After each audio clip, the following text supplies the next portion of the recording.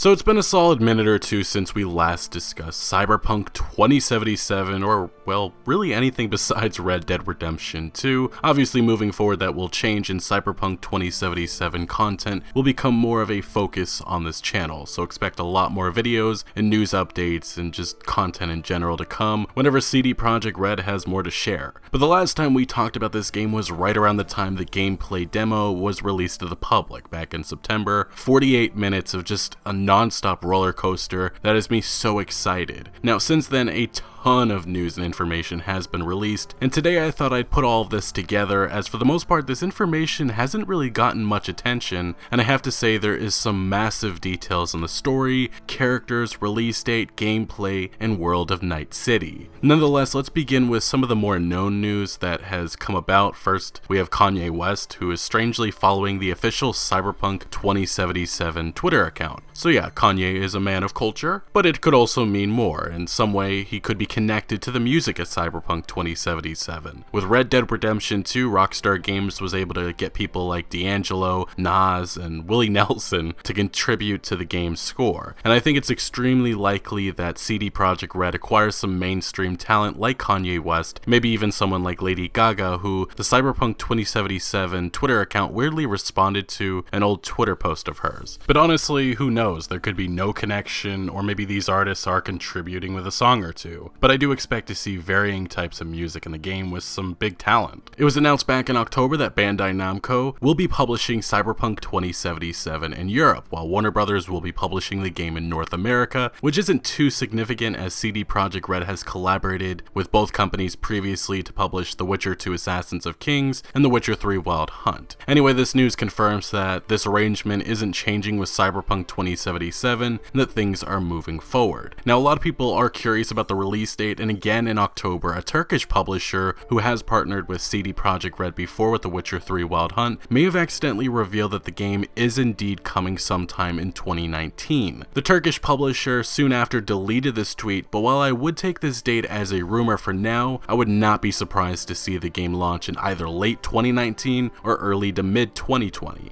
On October 8th, it was revealed that notable multiplayer developer Digital Scapes, who previously worked with another Polish developer Techland on Dying Light's Be the Zombie PvP mode, would be helping CD Projekt Red with the development of Cyberpunk 2077. In a press release, CDPR noted the company's work on AAA multiplayer console and PC game development, development tool creation, asset production, and cloud computing. And the boss of Digital Scapes, Mikhail Nowakowski, not sure if I said that right, said in the press release that the deal with CD Projekt Red is for a long-term partnership related to talent, experience, and technical knowledge, which we previously were told in June by CD Projekt Red developer Patrick Mills that Cyberpunk 2077 multiplayer was in a research and development phase, and right now the focus was on the single player. But I will add, with this move, it seems likely that Digital Scapes will help create a multiplayer mode for Cyberpunk 2077, although if that comes at release, I'm not too sure. In the past, it seems the company was solely focused on the single player, with multiplayer being a possibility afterwards as DLC, and I think that may still be the thinking, but bringing in multiplayer experts likely will make things easy for CD Projekt Red, who isn't a company with too much multiplayer experience. It's a similar move to Bethesda Game Studios, who turned the multiplayer developer Battlecry Studios into Bethesda Game Studios Austin, and they really were the main developers and brains behind Fallout 76. Just recently at an Xbox event, a video was shown highlighting all the games that have and will be enhanced titles for the Xbox One X, and very briefly, for just a few frames, Cyberpunk 2077's logo was shown. This should not be a surprise to anyone, being Microsoft's strong relationship with CD Projekt Red and them working together quite a few times in the past, but definitely it looks like the company will be utilizing the power of that console. On October 2nd, CG Magazine interviewed Cyberpunk 2077 lead cinematic animator Masij Pietris, and an interesting conversation about the game's hardware came up. CG Magazine asked, "Is there ever concepts you or the team at the studio come up with that simply cannot be done due to hardware limitations?" And his response was very interesting. He said, "Oh no, actually from the top we knew we were developing the game for PC, PlayStation 4, and Xbox One, and we started the process of optimization right at the start. So that's probably what you see running the demo, is a PC with like an i7 and a 1080 Ti, so it's not astronomical specs." He would further add that they have no issues implementing implementing features, saying, we're working on the Red engine, which we are still upgrading. We are always finding new ways to use the new technical features that speed up the work, and they're very low cost when it comes to the optimization part. And as I said, that we have a team of programmers who are dedicated to work on optimization. Simply because of that, I don't think we have ever reached the point and say something is too costly based on hardware requirements. That did not happen yet. What we showed in the demo was running in real runtime, so there's nothing there that we were trying to hide. Now, if this news is true, optimization starting as early as, let's just say 2013 when the game started development, then I really do think a 2019 release is possible. But obviously CD Projekt Red is in no rush, something that they've emphasized, so encouraging news, and hopefully this means that things are smoothly being implemented and moving forward. But next, there's been numerous interviews done by CD Projekt Red developers since the gameplay demo was released in September, so I don't want to bring up every single comment made by each employee about Cyberpunk 2077, but I do want to highlight quite a few of the interesting ones which talk about different aspects of the game. So we'll start off with Edge Magazine, who had a whole feature in September on Cyberpunk 2077, which included a new image of the male version of the protagonist V on the cover, but also included was more details on the experience that CD Projekt Red is building. So it was confirmed that the studio will not be using procedural elements in any of Cyberpunk 2077's environments or quests. They said a big goal for them is to have everything handcrafted, which is personally something I applaud, as I feel procedural generation always seems to lack in quality and typically becomes repetitive and boring, which a good example of the problem with procedural generation would be something like Fallout 4's Radiant quests and games like No Man's Sky. CD Projekt Red also shed some light on side quests, stating that any stories, characters, or themes that are not explored in depth in the main story are taken to be fully fleshed out in side quests, and they also added some detail about their goals with the side content, saying that we want to make sure that all of them are up to the standards of the main quest, that there's nothing that feels like filler, just something to do while waiting for the next quest, or to get more money to buy the next thing. We don't really like to do that. We want to make sure that every quest feels like a complete story in and of itself. Now, we also have some details about some of the different locations within Night City. CD Projekt Red would state that Pacifica, it's this super dangerous territory where you've got people who are basically gangsters, and the psycho gangs rule this district, so violence is more predominant there. But you've also got these super rich districts like Haybrook, and we vary animations in a way that are connected to the districts. This time going to an interview Cyberpunk 2077 quest designer Patrick Mills did with DualShockers. First we have is a question about how much and, well, would we see some of Cyberpunk's previous established lore in 2077, like would certain companies still be the same as they were in 2020 or around? And Mills's answer would be absolutely. I was a 2020 player. I want you to recognize in 2077 lots and lots of stuff, even if they will be new stuff to do that we're bringing in, particularly with regards to the story and the quests. I was talking to Mike Pondsmith at E3 about how this is like being the game master for pen and paper. You read the books, you process them, and then you adapt them for the players. That's very similar to what we're doing now, but instead of having 4 guys around a table, we have millions of people. It's an adaptation. It's our adaptation, but you will recognize quite a lot. And next we have Mills being asked if there would be working girls in the game, and his answer would be, certainly this aspect exists in Night City. Whether or not you'll be able to interface with the working girls, I don't know. At some level, certainly, because there are working girls in the city.